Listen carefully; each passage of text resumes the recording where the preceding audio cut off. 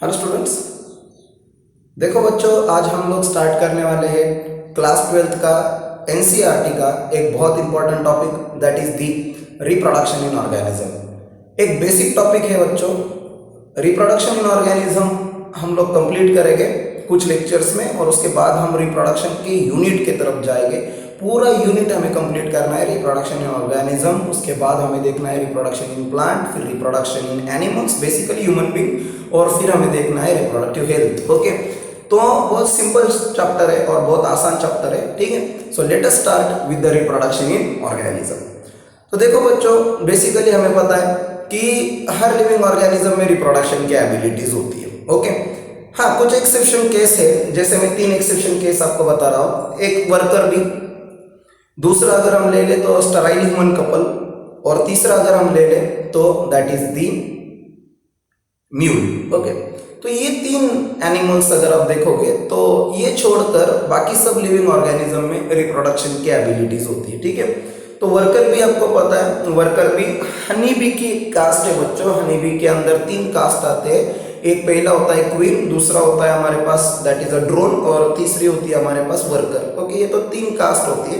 Queen fertile female होती है, drone fertile mail होता है, लेकिन वर्कर भी जो होती है वो स्टराइल फीमेल होती है। अब स्टराइल नाम से ही पता चल रहा है कि वो रिप्रोडक्शन में पार्टिसिपेट नहीं हो सकती। और दूसरा एग्जांपल अगर हम ले लें म्यूल, तो म्यूल एक इंटर स्पेसिफिक हाइब्रिडाइजेशन का एग्जांपल है। ये चीज आप एनिमल हस्बेंड्री चैप्टर में पढ़ोगे कि इंटर स्पेसिफिक हाइब्रिडाइजेशन क्या होता है। तो interspecific hybridisation 2 closely related species में हम लोग क्रॉस करते हैं, ठीक है। तो उनमें जो न्यू ऑफस्प्रिंग प्रोड्यूस होता है वो हाइब्रिड वैरायटी होती है। बेसिकली अगर हम कंसीडर करें तो हमने हॉर्स और डोंकी इन दोनों में क्रॉस करके एक न्यू वैरायटी बनाई है, दैट इज अ म्यूल। तो ये म्यूल स्टराइल होता है, ठीक है। तो ये 3 ऑर्गेनिज्म अगर हम छोड़ेंगे तो बाकी अदर ऑर्गेनिज्म में रिप्रोडक्शन की एबिलिटीज होती है, ठीक है। लेकिन ये जो रिप्रोडक्शन की एबिलिटी होती है बच्चों, ये हमारे एक लाइफ के सर्टन ड्यूरेशन में आती है। ओके, और वो जो ड्यूरेशन होता है, ठीक है, वो रिप्रोडक्टिव पीरियड होता है। क्या होता है? Reproductive period. तो ऐसे तो बहुत सारी चीजें हमारे लाइफ में आ रही है, ठीक है। मतलब ऐसे बहुत सारे ड्यूरेशन हमारे लाइफ में आएंगे। ओके, जैसे एक फेज आएगी कि जिसमें सिर्फ हम लोग, हमारी बॉडी सिर्फ ग्रो ही कर सकती है, ठीक है। सिर्फ बॉडी ग्रो कर सकती है, ग्रो करेगी, उसमें रिप्रोडक्शन की एबिलिटीज डेवलप होगी। ओके, हाँ, लेकिन उसमें सिर्फ बॉडी की फिजिकल ग्रोथ होगी। रिप्रोडक्शन की एबिलिटी का मतलब है कि गोनाड्स की डेवलपमेंट होगी। ओके, कुछ हार्मोनल चेंजेस हमारे बॉडी में होंगे, और फिर एक ऐसा फेज आएगा कि वो ऑर्गेनिज्म रिप्रोडक्शन के काबिल बन जाएगा, ठीक है। तो वो रिप्रोडक्टिव फेज स्टार्ट होगा। तो इस तरह से, और कुछ बाद में वो फेज भी खत्म हो जाएगा और न्यू फेज आएगा। अगर मैं इस तरह से पार्ट को डिवाइड कर रहा हूँ हमारे लाइफ के, तो इसका सिंपल मतलब है कि हमारी लाइफ को एक कुछ ना कुछ पीरियड है, कुछ ना कुछ ड्यूरेशन है, जिसे हम लाइफ स्पैन कहते हैं, ठीक है। तो एक्चुअल बच्चों, कोई किसी भी ऑर्गेनिज्म का लाइफ स्पैन रिप्रोडक्शन से ही डिफाइन होता है, ठीक है। तो देखो, लाइफ स्पैन ये क्या होता है कि लाइफ स्पैन एक ऐसा पीरियड होता है from birth to natural death of the organism, ठीक है। बर्थ से लेकर नेचुरल डेथ तक के जो पीरियड होता है उसे हम सिंपल लैंग्वेज में लाइफ स्पैन कहते हैं, ठीक है।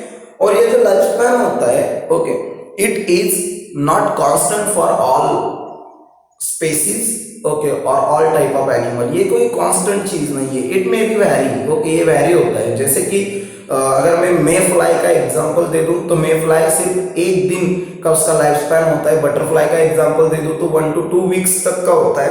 अगर मैं क्रो का एग्जांपल दे दूं तो 15 या 20 ईयर्स का होता है। और अगर मैं पैरट का एग्जांपल दे दूं तो 140 ईयर्स का होता है। आपने तो सुना होगा टॉर्टोइज का मोर देन 200 और 300 ईयर्स तक का होता है। कुछ प्लांट तो ऐसे ही कुछ 1000 ईयर्स तक सर्वाइव हो चुके हैं, ठीक है। तो ये लाइफ स्पैन बेसिकली क्या होते हैं? वैरीज होते हैं, ठीक है। और सबसे इंपॉर्टेंट ये भी चीज हमें ध्यान में रखना होगी बच्चों कि जो ऑर्गेनिज्म का लाइफ स्पैन होता है, ये उसके साइज, बॉडी साइज से रिलेट नहीं करता, ठीक है। मतलब अगर कोई ऑर्गेनिज्म छोटा है तो उसका लाइफ स्पैन भी छोटा होगा, और कोई ऑर्गेनिज्म बड़ा है तो उसका लाइफ स्पैन बड़ा होगा। ऐसा कुछ नहीं होता, ठीक है। सो ऐसा हो सकता है कि कुछ बड़े ऑर्गेनिजम्स के, बड़े साइज ऑर्गेनिजम्स के एनिमल्स या प्लांट्स की लाइफ स्पैन कम भी हो सकती है, ठीक है। तो ये चीज आप ध्यान में रखो कि सबसे इंपॉर्टेंट चीज life span of the organism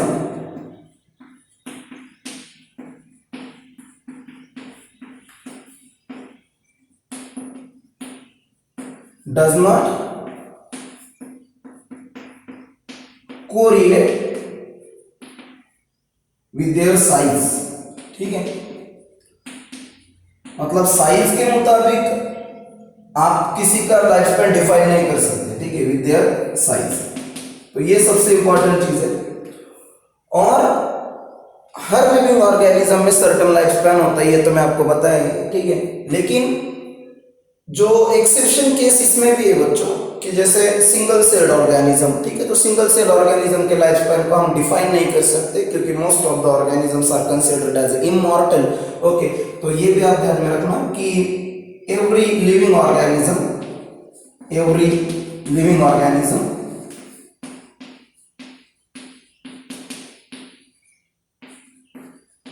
have a certain life span. हर लिविंग ऑर्गेनिज्म को एक सर्टेन लाइफ स्पैन है,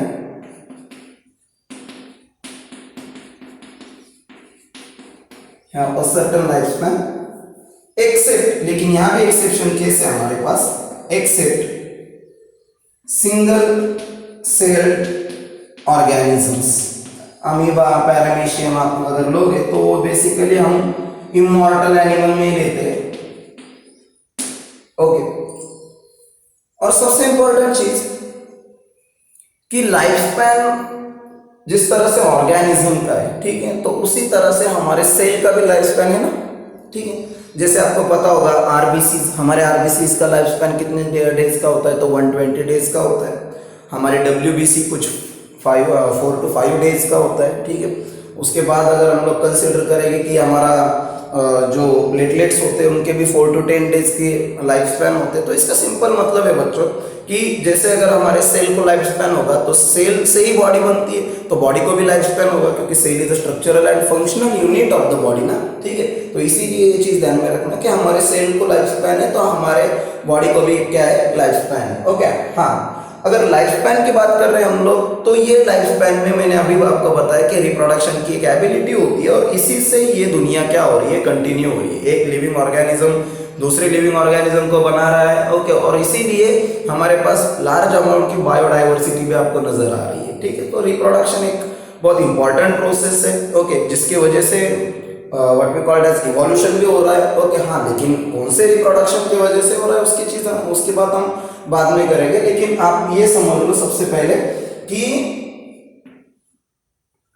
रिप्रोडक्शन एक बहुत इंपॉर्टेंट प्रोसेस है। अगर मुझे कोई कहेगा कि what is meant by reproduction, तो मैं एक सिंपल लैंग्वेज में उसे कह दूंगा कि reproduction is a biological process, एक ऐसी बायोलॉजिकल प्रोसेस है through which the organism can produce its own kind, जिससे ऑर्गेनिज्म खुद का ऑर्गेनिज्म बना लेता है, खुद के ऑफस्प्रिंग बना लेता है, तो उसे हम क्या कहते हैं, दैट इज द रिप्रोडक्शन, ठीक है। तो late us start with the reproduction.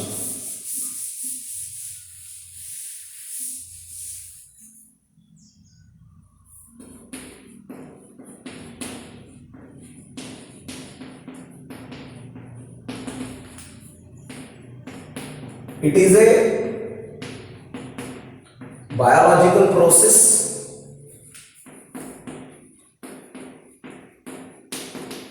in which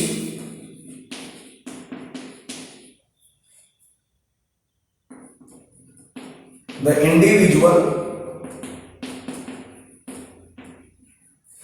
form its own kind,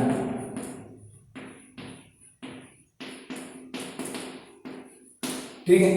ये एक ऐसी बायोलॉजिकल प्रोसेस है कि जिसमें इंडिविजुअल खुद के जैसे एनिमल को बनाता है। मैं एनिमल की बात कर रहा होता है, एनिमल वर्ड यूज कर रहा हूँ। अगर प्लांट की बात करूँगा तो प्लांट यूज करूँगा, ठीक है। तो कौन काइंड ऑर्गेनिज्म बनाता है, तो उसे हम क्या कहते हैं, that is the reproduction, okay. अब देखो बच्चों, अगर कोई ऑर्गेनिज्म रिप्रोड्यूस होगा तो न्यू ऑफस्प्रिंग बनाएगा, फिर यही न्यू ऑफस्प्रिंग जो है इससे भी तो ग्रो होना पड़ेगा, ठीक है। तो इसकी भी ग्रोथ होगी, उसके बाद वो भी मैच्योर्ड होगा, उसमें भी रिप्रोडक्शन की एबिलिटी आएगी। तो ये प्रोसेस क्या होगी, कंटिन्यूटी रहेगी, ओके। इसी प्रोसेस से क्या होगी, कंटिन्यूटी मेंटेन होगी।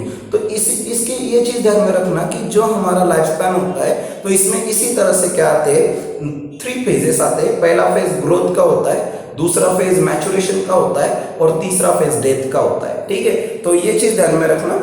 और सबसे इंपॉर्टेंट चीज, एवरी लिविंग ऑर्गेनिज्म, आज जो डाइवर्सिटी आप देख रहे हो, ये डाइवर्सिटी कौन सी चीज की वजह से है, तो every living organism develop its own mechanism of reproduction. Her living organism ने खुद का मैकेनिज्म डेवलप किया है for the reproduction, own mechanism of reproduction.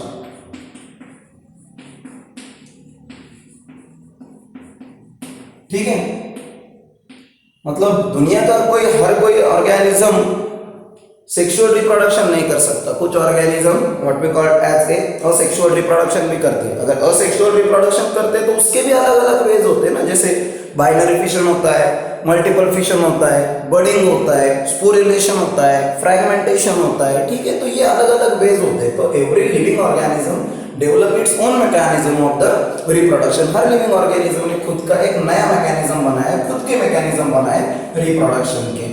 और ये जो है कि वो ऑर्गेनिज्म कैसे रिप्रोड्यूस करेगा, okay, how this organism is reproduce, तो उसके लिए कुछ how the organism is reproduce, तो उसके लिए कुछ फैक्टर्स है जो ये डिटरमाइन करते हैं कि वो ऑर्गेनिज्म का रिप्रोडक्शन किस टाइप का होगा। ठीक है, तो जैसे कि उसकी हैबिटेट, वो ऑर्गेनिज्म कहाँ रहेगा,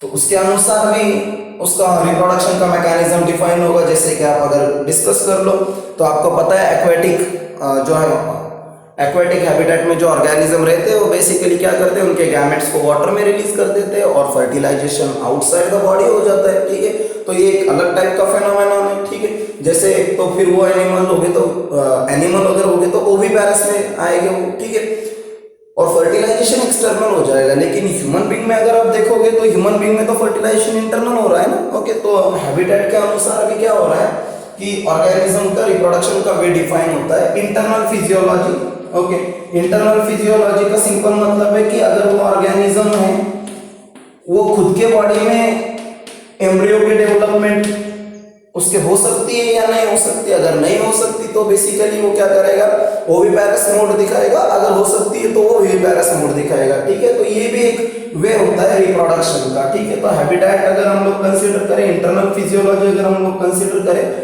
तो ये सब वेज है ऑफ द रिप्रोडक्शन के। ठीक है, कुछ अदर फैक्टर्स, कुछ एनवायरमेंटल फैक्टर्स भी होते हैं। ओके, ऐसे नहीं कि एनवायरमेंट, हमें तो पता है एनवायरमेंट भी हमारे बॉडी पर अफेक्ट करता है, कुछ अदर फैक्टर्स भी हो सकते हैं। सो एनवायरमेंटल फैक्टर्स ये भी चीजें क्या करती है, अफेक्ट करती है रिप्रोडक्शन के लिए। ठीक है, तो सबसे इंपॉर्टेंट चीज ध्यान में रखना बच्चों कि रिप्रोडक्शन किस तरह का होगा, सेक्सुअल होगा, असेक्सुअल होगा, तो ये हैबिटेट पे डिफाइन करता है, ये इंटरनल फिजियोलॉजी पर डिपेंड करता है, ये एनवायरमेंटल फैक्टर्स पे डिपेंड करता है। ठीक है ना। अब देखो, हमें ये तो पता है कि ऑर्गेनिज्म के रिप्रोडक्शन के दो वेज होते हैं। एक तो organism sexual mode of reproduction दिखाता है या तो वो सेक्सुअल मोड ऑफ रिप्रोडक्शन दिखाता है। ठीक है, तो मोड ऑफ रिप्रोडक्शन दो टाइप के हो गए। एक हम लोग बात करेंगे आज असेक्सुअल रिप्रोडक्शन की और दूसरी बात करेंगे सेक्सुअल रिप्रोडक्शन की। ठीक है, तो एक असेक्सुअल रिप्रोडक्शन और एक sexual reproduction. So let us start with the first part, asexual reproduction.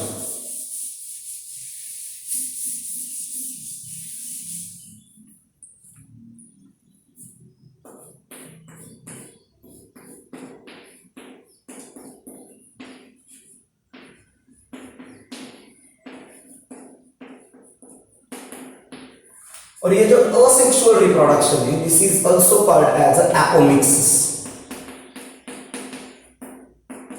ठीक है, हम इसे एपोमिक्सिस के नाम से भी जानते हैं। ठीक है, तो देखो बच्चों, असेक्सुअल रिप्रोडक्शन क्या होता है। Asexual reproduction, it is the process of formation of new individual without the fusion of gamete. Okay, ये एक ऐसी प्रोसेस है कि जिसमें एक ऑर्गेनिज्म, सिर्फ एक ही ऑर्गेनिज्म होता है, ये भी चीज इंपॉर्टेंट है कि एक ही ऑर्गेनिज्म होता है और वो न्यू ऑफस्प्रिंग को डेवलप करता है but without fusion of gametes. Okay, तो इस तरह की प्रोसेस को हम क्या कहते हैं, असेक्सुअल रिप्रोडक्शन। तो सबसे पहले इसे डिफाइन कर लेते हैं हम लोग कि असेक्सुअल रिप्रोडक्शन क्या होता है। So it is a process of formation of new individual without fusion of gametes.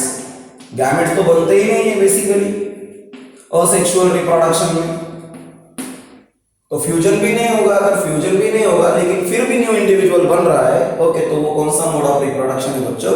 Asexual mode of reproduction है, ठीक है, असेक्सुअल रिप्रोडक्शन है। और अगर आप एक चीज देखोगे कि जो असेक्सुअल रिप्रोडक्शन है तो ये एक यूनिपैरेंटल कंडीशन, क्योंकि इसमें एक ही पैरेंट इन्वॉल्व होता है, सो ये भी चीज जरूरी है कि इट इज यूनिपैरेंटल कंडीशन।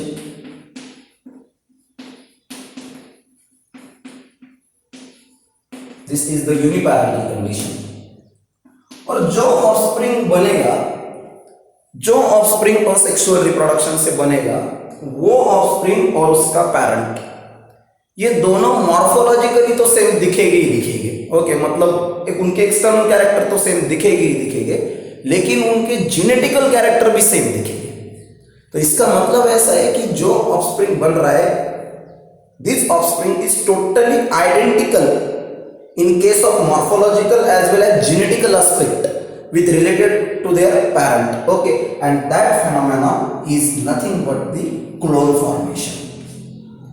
तो जो ऑफस्प्रिंग बनेगा वो उसके पैरेंट का क्लोन होगा, ठीक है, क्योंकि वो जेनेटिकली, क्लोन का सिंपल मतलब ध्यान में रखना बच्चों, the organism which is morphologically as well as genetically identical.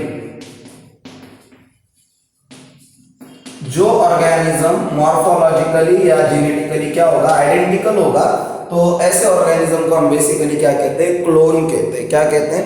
Clone, okay. और उसका जो इंडिविजुअल मेंबर होता है क्लोन का, उसे हम रैमेट कहते हैं। क्या कहते हैं? रैमेट, ओके। अब सबसे इंपॉर्टेंट चीज, असेक्सुअल रिप्रोडक्शन होता किसमें? तो जो ऑर्गेनिज्म का बॉडी का एक सिंपल ऑर्गेनाइजेशन है, सिंपल ऑर्गेनाइजेशन, ओके, तो वो organism basically asexual mode of reproduction को बताते हैं, ठीक है। सो इन केस ऑफ मोनेरंस, आपको तो पता है मोनेरा, किंगडम मोनेरा, ठीक है, दुनिया के सब बैक्टीरियाज मोनेरंस एंड प्रोटिस्टंस, और प्रोटिस्टा भी आपको पता है यूनिसेल्युलर यूकैरियोटिक ऑर्गेनिज्म और protist, along with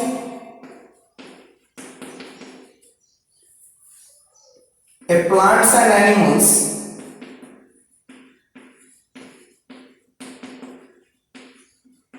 which having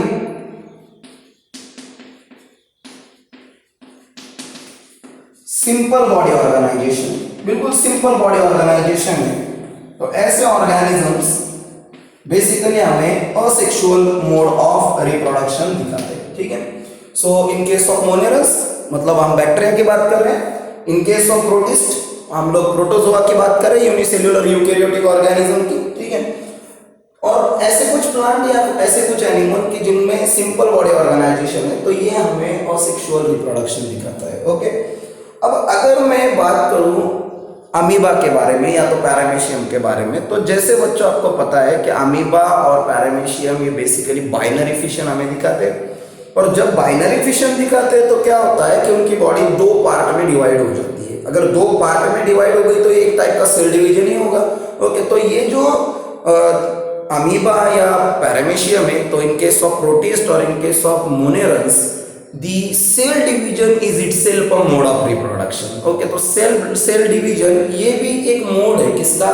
that is a asexual reproduction का, ठीक है। लेकिन ये मोड किस में दिखाई देता है? हमें इन मोनेरंस में और प्रोटिस्टेंस में, ओके। तो ये चीज आपको स्पेशली ध्यान में रखनी है कि in case of monerans and protistans the cell division is itself a mode of reproduction, okay. ये खुद एक मोड ऑफ रिप्रोडक्शन है, ठीक है।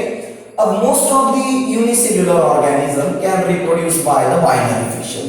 ये तो आपको पता है कि most of the living organism जो यूनिसेल्युलर है, इनका रिप्रोडक्शन बाइनरी फिशन से होता है। जैसे कि आपको पता है अमीबा,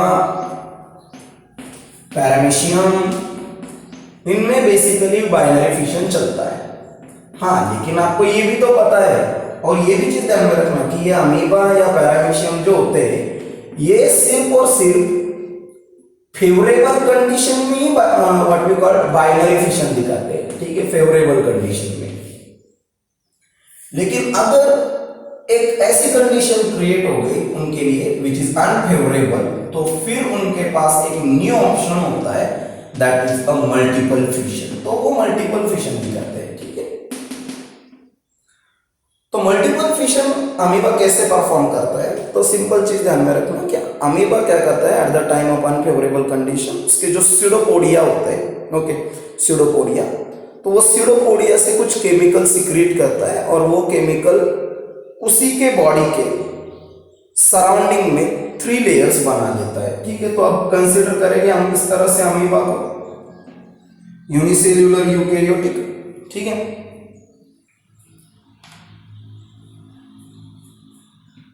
ये उसके स्यूडोपोडियाज जो उसे लोकोमोशन में, फीडिंग में, दोनों में भी हेल्प करते हैं, ठीक है। तो ये स्यूडोपोडिया कुछ केमिकल बना रहे हैं और ये केमिकल जो है ये इसके सराउंडिंग में इस तरह से 3 लेयर्स बना रहे हैं, ठीक है, कवरिंग बना रहे हैं, okay. And this 3 coverings are commonly called as a cyst. इसे हम क्या कह रहे हैं? सीस्ट। और ये जो प्रोसेस हो रही है, the formation of 3 coverings, that is cyst formation, this process is commonly called as a encystation. इसे हम क्या कहते हैं? एनसिस्टेशन। अब होता क्या है कि ये एनसिस्टेशन फॉर प्रोटेक्शन पर्पस के लिए, and it prevent what we called as a desiccation, क्योंकि अमीबा तो पानी में रहता है, पानी उसका लाइफ है बेसिकली, ठीक है। तो ये वाटर भी तो यहाँ पे होगा, ओके। अभी ये वाटर उसे प्रोटेक्ट करना था, ये वाटर उसे बचाना था, ठीक है। तो इसने क्या किया? एनसिस्टेशन कर लिया, कि जिसके वजह से डेसिकेशन प्रिवेंट होगा, वाटर लॉस प्रिवेंट होगा, और अब ये ऑर्गेनिज्म क्या होगा? यहाँ पे मल्टीप्लाई करेगा, ठीक है। सो लाइक दिस ये ऑर्गेनिज्म यहाँ पे मल्टीपल फिशन बनाएगा। मल्टीपल फिशन अगर करेगा तो लार्ज नंबर ऑफ इंडिविजुअल्स बन जाएंगे in a group, okay, in a group. और जब क्या होगा? That is daughter amoebae, okay. और जब क्या होगा? फेवरेबल कंडीशन रिटर्न आएगी तो ये सिस्ट ब्रेक होगी, and this what we call as a pseudopodiospores. इसे हम स्यूडोपोडियोस्पोर्स कहते हैं। तो ये स्यूडोपोडियोस्पोर जो होते हैं वो क्या हो गए? रिमूव आउट हो गए, रिलीज हो गए इस सिस्ट थ्रू, ओके। और फाइनली क्या होगा? That process is commonly called as a sporulation. इस प्रोसेस को हम क्या कहते हैं? स्पोर्युलेशन, ओके। मतलब अमीबा भी क्या बना रहा है? स्पोर्स बना रहा है मल्टीपल फिशन से, ठीक है। और इसका एक और एग्जांपल आप ध्यान में रखो, जैसे प्लाज्मोडियम वाइवैक्स, ओके। ये तो मलेरियल पैरासाइट है, आपको सबको पता होगा प्लाज्मोडियम वाइवैक्स, ओके। तो ये जो प्लाज्मोडियम वाइवैक्स होता है मलेरियल पैरासाइट, ये भी तो स्पोर बनाता है, ठीक है। आप ह्यूमन यूथन डिसीज में जाओगे तो आपको पता होगा कि वो स्पोरोजोइड को बना रहा है, मेरोजोइड को बना रहा है, ठीक है। तो ये अलग अलग टाइप के स्पोर्स होते हैं। तो ये ध्यान में रखना बच्चों कि अमीबा जो है फेवरेबल कंडीशन में बाइनरी फिशन दिखा रहा है, लेकिन अनफेवरेबल कंडीशन में मल्टीपल फिशन दिखा रहा है, ठीक है। सो अनफेवरेबल कंडीशन में मल्टीपल फिशन, ओके। और इसका एक और एग्जांपल मैं आपको दे रहा हूं मल्टीपल फिशन का। अमीबा को हम लिखेंगे, लेकिन सेकंड एग्जांपल भी हम लोग लिखेंगे, दैट इज प्लाज्मोडियम, ठीक है। तो प्लाज्मोडियम वाइवैक्स, ओके। ये मलेरियल पैरासाइट जो है ये भी हमें क्या दिखा रहा है? मल्टीपल फिशन दिखा रहा है। तो ये 2 वे तो हो गए, पहला वे बाइनरी फिशन का था, सेकंड वे हमारे पास मल्टीपल फिशन का था, ठीक है। थर्ड वे अगर हम लोग डिफाइन करेंगे बच्चों, तो ये यीस्ट में पाया जाता है, that is a budding, okay. तो बडिंग एक वे, लेकिन अगर मैं इसे और थोड़े अच्छी तरह से डिफाइन कर दूं तो बडिंग आपको पता है यीस्ट में अनइक्वल टाइप की बडिंग होती है, ठीक है। मतलब एक छोटा सा बर्ड डेवलप होता है पैरेंट सेल के बॉडी पर, फेवरेबल कंडीशन में वो बर्ड डिटैच होता है और उससे न्यू इंडिविजुअल का फॉर्मेशन होता है। लेकिन वो जो बडिंग हो रही है वो बॉडी के एक्सटर्नल सरफेस पर हो रही है। तो इस टाइप के बडिंग को हम सिंपल नाम देते हैं एक्सोजिनस बडिंग। कैसी बडिंग? Exogenous budding. तो एक्सोजिनस बडिंग का एग्जांपल अगर हम लोग ले लें तो यीस्ट का एग्जांपल हम लेंगे। हाइड्रा भी आपको पता है, हाइड्रा भी तो बडिंग दिखाता है, ठीक है। तो हाइड्रा भी एक्सोजिनस बडिंग का एग्जांपल होगा, ओके। और अगर मैं स्पॉन्जेस का एग्जांपल ले लूं तो उसमें एंडोजिनस बडिंग होती है। कौन सी बडिंग होती है? एंडोजिनस बडिंग होती है, जिसे हम जेम्यूल कहते हैं। क्या कहते हैं? जेम्यूल, ठीक है। सो इसका एग्जांपल हम लोग लेंगे, that is sponges phylum Porifera, ठीक है। तो ये एक स्पेशल केस हो गए बच्चों हमारे पास, दैट इज बर्डिंग। ओके, अब कुछ ऑर्गेनिज्म अगर हम देखेंगे जिनकी बॉडी फिलामेंटस है, थ्रेड लाइक बॉडी है, ओके, तो उनमें बेसिकली क्या चलता है, तो फ्रैगमेंटेशन चलता है। क्या चलता है? फ्रैगमेंटेशन। ठीक है, जैसे आपको अलगी पता होगी, तो अलगी में बेसिकली क्या होता है? फ्रैगमेंटेशन होता है। ओके, फ्रैगमेंटेशन, जैसे स्पाइरो वगैरह आपने पढ़ा होगा तो वो भी फ्रैगमेंटेशन हमें बताता है। तो एक सिंगल थ्रेड लाइक बॉडी क्या होती है? कट होती है into large number of pieces, और each fragment can grow into the number of individual. Okay, तो ये एक स्पेशल केस हमें दिखती है, that is the asexual reproduction की। इसके बाद बच्चों अगर हम लोग थोड़ा सा और देखेंगे तो एक और वे, दैट इज स्पोर्युलेशन। ओके, स्पोर्युलेशन, तो स्पोर्युलेशन जैसे कि हमें पता है मल्टीपल फिशन में हमने देख ही लिया था कि अमीबा भी स्पोर्स फॉर्मेशन कर रहा है, प्लाज्मोडियम हैवेक्स भी स्पोर फॉर्मेशन कर रहा है, लेकिन जो अल्गीज है, इन case of algae, fungi, they also form a spore। ये भी तो स्पोर बना रहे। अलगी तो हमें पता है अलगी मोटाइल स्पोर बना लेती है, दैट इज जूस्पोर। कुछ अलगीज नॉन मोटाइल स्पोर भी बना लेती है। ठीक है, फंजाई भी हमें पता है, फंजाई भी स्पोर बनाती है नॉन मोटाइल टाइप के, that is called as a conidium. ठीक है, मैंने किंगडम प्लांटी के लेक्चर में हर चीज आपको पढ़ाई है, अलग अलग टाइप के स्पोर्स हमने पढ़ा है। ठीक है, हमने जूस्पोर को पढ़ा है, हमने एप्लानोस्पोर को पढ़ा है, हमने हिप्नोस्पोर को पढ़ा है, हमने कोनिडिया को पढ़ा है। ठीक है, तो आप वो लेक्चर देख लो, आपको पूरे टाइप के स्पोर्स पता चल जाएगा। ठीक है, सो इन केस ऑफ अलगी फंजाई स्पोर्युलेशन हो रहा है, जूस्पोर या कोनिडिया बन रहा है। कोनिडिया ग्रुप में भी आते हैं। ओके, और जो उनका ग्रुप होता है this is commonly called as a conidiophore, उसे हम क्या कहते हैं? कोनिडियोफोर। तो चलो ये सब बातें हम लोग कर रहे हैं regarding to the lower organisms. अगर थोड़े हायर ऑर्गेनिज्म के पास अगर हम आएंगे, ओके, मतलब हम लोग प्लांट्स या एनिमल्स के पास आएंगे, तो प्लांट्स भी तो असेक्सुअल रिप्रोडक्शन दिखाते हैं, और प्लांट्स में जो असेक्सुअल मोड ऑफ रिप्रोडक्शन हमें दिख रहा है, okay, this is commonly called as a vegetative propagation. Okay, उसे हम वेजिटेटिव प्रोपगेशन कहते हैं। ठीक है, तो वेजिटेटिव प्रोपगेशन क्या होता है? It is a asexual reproduction which is takes place with the help of vegetative part of the plant। okay, plant के वेजिटेटिव पार्ट से जो रिप्रोडक्शन हो रहा है उसे हम क्या कहते हैं बच्चों? Vegetative propagation. एक सिंपल एग्जांपल आप ले लो, जैसे कि मैं वेजिटेटिव पार्ट के एग्जांपल आपको देता हूँ, रूट, स्टेम, लीव्स, बर्ड्स, ये सब हमारे पास वेजिटेटिव प्रोपगेशन के लिए होने वाले वेजिटेटिव पार्ट से, तो इनके द्वारा जो प्रोपगेशन होगा वो वेजिटेटिव प्रोपगेशन होगा। और रिप्रोडक्टिव पार्ट तो आपको पता ही है, that is flower, fruit, seeds, ये हमारे पास प्लांट के रिप्रोडक्टिव पार्ट है। ठीक है, तो वेजिटेटिव प्रोपगेशन। अब जैसे बुक में कुछ एग्जांपल्स दिए, ओके, जैसे रनर एक वे वेजिटेटिव प्रोपगेशन का, रनर। इसका मैं सिर्फ फिलहाल एग्जांपल दे दूंगा। ओके, मॉर्फोलॉजी टॉपिक में मैं इसे डिटेल पढ़ाऊंगा रनर को। ओके, तो इसका एक सिंपल एग्जांपल आप ले लो, साइनोडॉन, जैसे डूब ग्रास कहते हैं हम लोग। ओके, तो ये एक एग्जांपल हो जाएगा रनर का। दूसरा एग्जांपल, दूसरा वे हमें दिया है सकर। सकर का अगर आपको एग्जांपल लिखना है तो आप क्राइसैंथेमम ले लो, क्राइसैंथेमम, ये भी हमारे पास सकर का एग्जांपल है। ठीक है, बनाना भी उसका एग्जांपल होता है। ओके,